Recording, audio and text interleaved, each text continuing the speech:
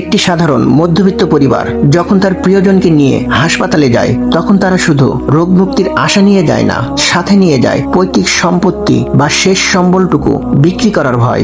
আচ্ছা, এমন একটা নিয়ম করা যায় না, হাসপাতালে কোনো রোগী যদি মারা যায় তবে তার সমস্ত বিল মাফ করে দিতে হবে? শুনলে মনে হতে পারে এটা কেমন কথা, কিন্তু ভেবে দেখুন, এই একটা নিয়ম যদি চালু হয় তবে দুটো জিনিস ঘটবে। প্রথমত, ডাক্তাররা রোগীকে বাঁচিয়ে রাখার জন্য তাদের শেষ রক্তবিন্দু দিয়ে আপ্রাণ চেষ্টা করবে। দ্বিতীয়ত, বেসরকারি হাসপাতালগুলোর সেই চেনা নাটক বন্ধ হবে, যেখানে রোগীর প্রাণ চলে যাওয়ার পরেও আইসিইউর বাহানা দিয়ে দিনের পর দিন লাখ লাখ টাকার বিল বানানো হয়। আমরা সেবার নামে এই মৃতদেহ নিয়ে বাণিজ্য আর দেখতে চাই না। ডাক্তারের প্রতি সম্মান রেখেই বলছি, চিকিৎসার নামে যারা ব্যবসাকে একমাত্র লক্ষ্য বানিয়েছেন তাদের এই লোভী মানসিকতা বন্ধ হওয়া দরকার। মৃত্যুর মুখোমুখি দাঁড়িয়ে একটা পরিবার যেন অন্তত টাকার চিন্তায় নিঃস্ব না হয়। চিকিৎসা মানুষের মৌলিক অধিকার, কোনো সিন্ডিকেটের ব্যবসার হাতিয়ার নয়। আপনি কি মনে করেন এমন একটি নিয়ম আমাদের দেশের চিকিৎসা ব্যবস্থাকে আরো স্বচ্ছ করতে পারে? আপনার মতামত কমেন্টে জানান এবং ভিডিওটি শেয়ার করে সবার কাছে পৌঁছে দিন। আর হ্যাঁ, সবুজ ফ্যাক্ট 2.0 চ্যানেলটির সাথেই থাকবেন।